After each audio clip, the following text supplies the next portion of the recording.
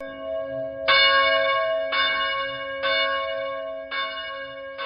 the name of the Father, and of the Son, and of the Holy Spirit. Amen. My dear brother and sister, fraternal greetings to you from the Carmelite Fathers, and warm welcome to Carmel Light, reflection on the day's readings. It's the 7th of December, Tuesday of the second week of Advent. This day is marked as Indian Armed Forces Flag Day and International Civil Aviation Day. And today we celebrate the memorial of Saint Ambrose, Bishop and Doctor. Over to Larissa to give us more information on Saint Ambrose. Today, on December 7th, the Catholic Church celebrates the memory of Saint Ambrose, the brilliant Bishop of Milan, who influenced Saint Augustine's conversion and was named a doctor of the Church. Like Augustine himself, the older Ambrose, born around 340, was a highly educated man who sought to harmonize Greek and Roman intellectual culture with the Catholic faith. Trained in literature, law, and rhetoric, he eventually became the governor of Liguria and Emilia, with headquarters at Milan. He manifested his intellectual gifts in defense of Christian doctrine even before his baptism. While Ambrose was serving as governor, a bishop named Auxentius was leading the diocese. Although he was an excellent public speaker with a forceful personality, Auxentius also followed the heresy of Arius, which denied the divinity of Christ. Although the Council of Nicaea had reasserted the traditional teaching on Jesus' deity, many educated members of the Church, including at one time a majority of the world's bishops, looked to Arianism as a more sophisticated and cosmopolitan version of Christianity. Bishop Auxentius became notorious for forcing clergy throughout the region to accept Arian creeds. At the time of Auxentius's death, Ambrose had not yet been baptized, but his deep understanding and love of the traditional faith were already clear to the faithful of Milan.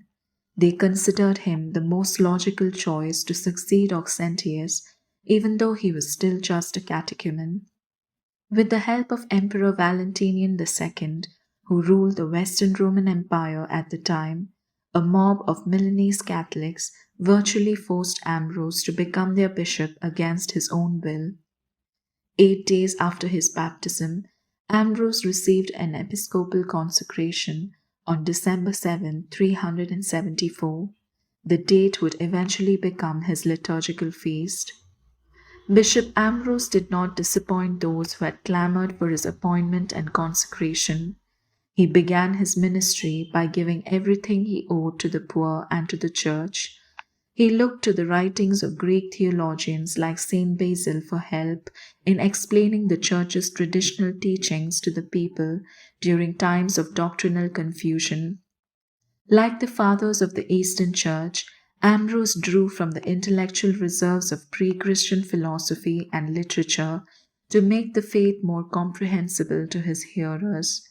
This harmony of faith with other sources of knowledge served to attract, among others, the young professor Aurelius Augustinus, a man Ambrose taught and baptized, whom history knows as Saint Augustine of Hippo, and on whom Saint Ambrose had a great influence. Ambrose himself lived simply, wrote prolifically, and celebrated Mass each day. He found time to counsel an amazing range of public officials, pagan inquirers, confused Catholics, and penitent sinners.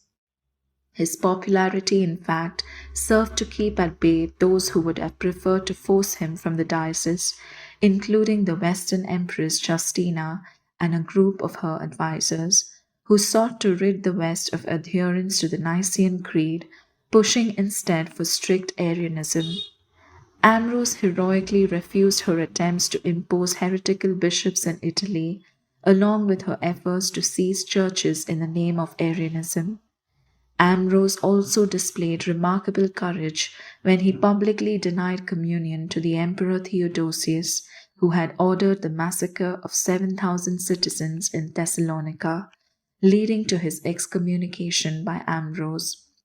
The chastened emperor took Ambrose's rebuke to heart, publicly repenting of the massacre and doing penance for the murders. Nor was there afterwards a day on which he did not grieve for his mistake, Ambrose himself noted when he spoke at the emperor's funeral. The rebuke spurred a profound change in Emperor Theodosius. He reconciled himself with the church and the bishop who attended to the emperor on his deathbed. Saint Ambrose died in 397.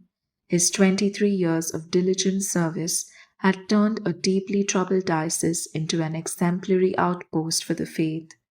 His writings remained an important point of reference for the Church well into the medieval era and beyond.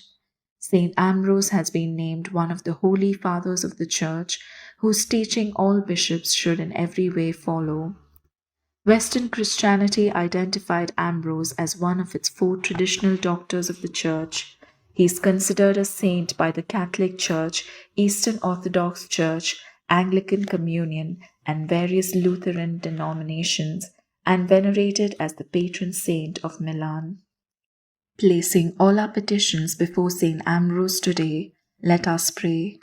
O God, who made the Bishop Saint Ambrose a teacher of the Catholic faith and a model of apostolic courage, raise up in your Church men after your own heart, to govern her with courage and wisdom, through our Lord Jesus Christ, your Son, who lives and reigns with you in the unity of the Holy Spirit, one God for ever and ever. Amen. Brothers and sisters, let's pay attention to the Gospel reading.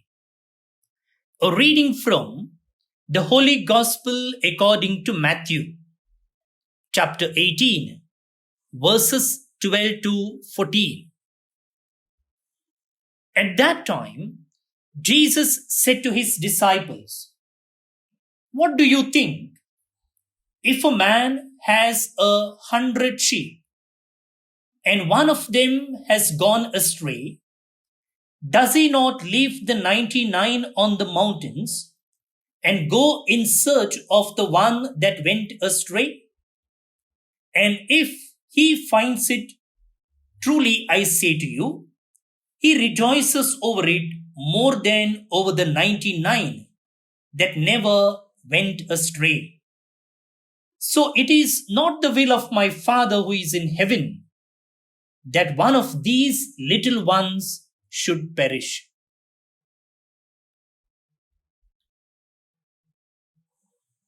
The Gospel of the Lord. Praise to you, Lord Jesus Christ.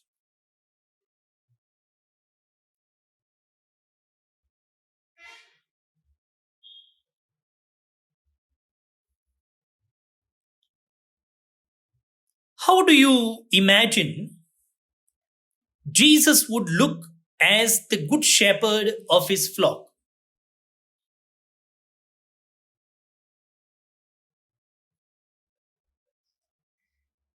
We have all seen paintings of a sweet, slightly effeminate Jesus cuddling a defenseless lamb. Today's passage from Isaiah 2 depicts the shepherd as tender and solicitous. In his arms, he gathers the lambs, carrying them in his bosom. Who wouldn't want to be comforted by such a shepherd?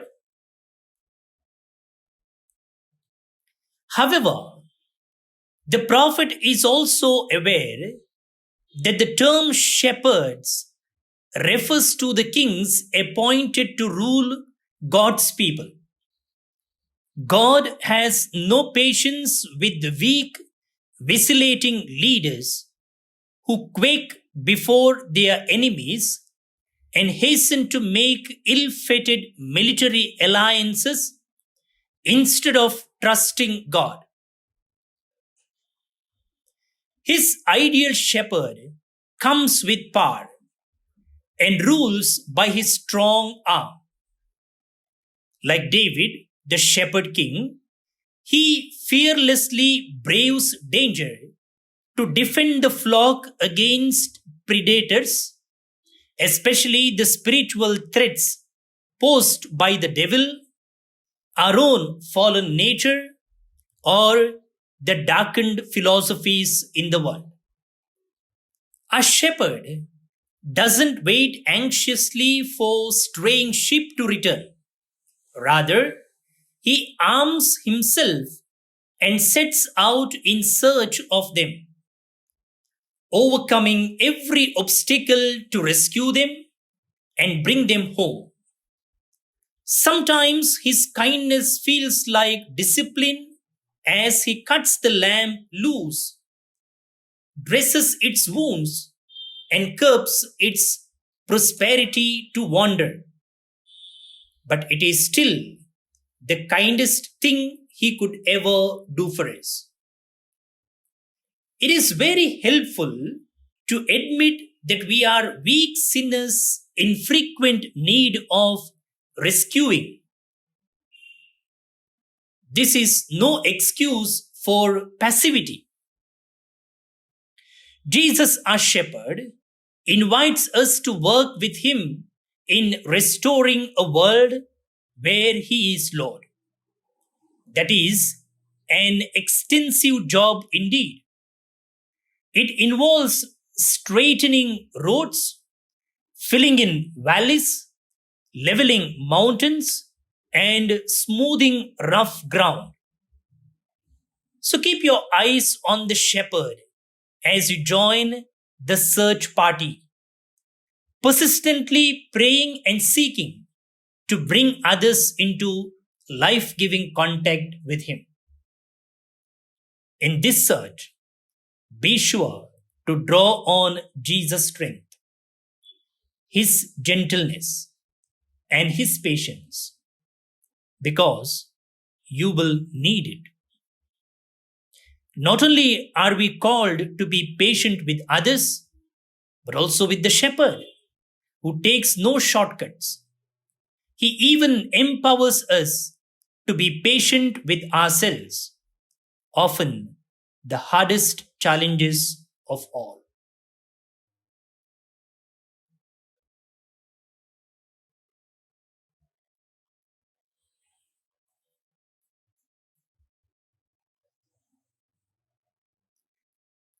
Powerful, gentle, and patient shepherd, thank you for seeking me when I stray from the path.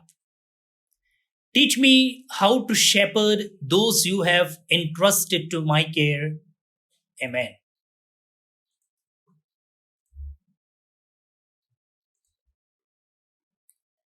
Brothers and sisters, the psalm urges all of God's people to rejoice and sing praise to the Lord, because the Lord is keeping the promise of coming to the people in order to save them.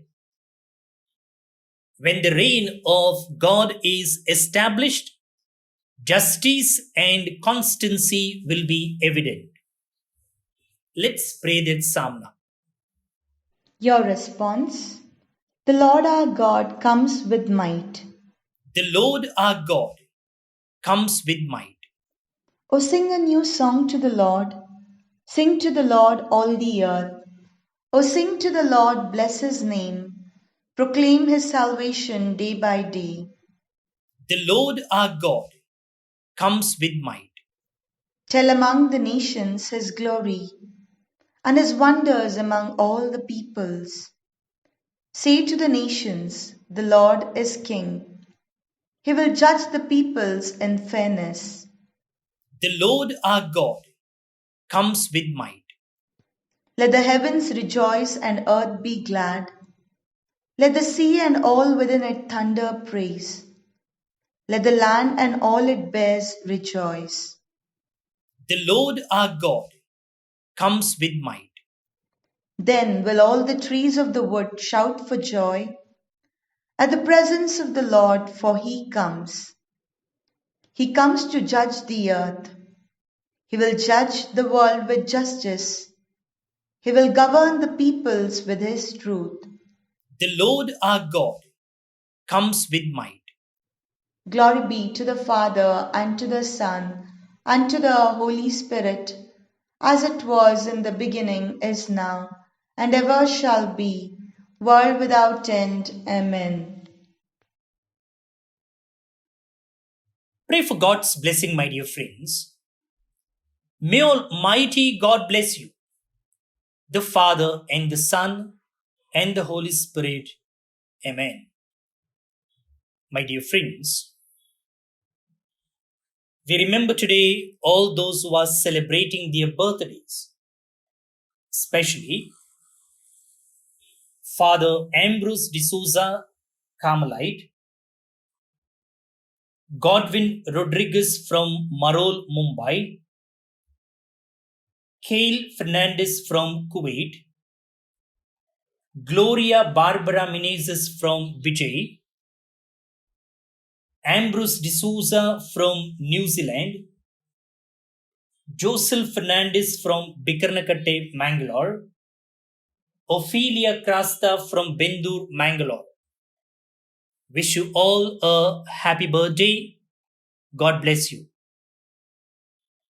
Cyprian and Mary Rebello from Kulshekar, Mangalore, and Dolphy and Greta D'Souza from Dubai are celebrating their wedding anniversary today.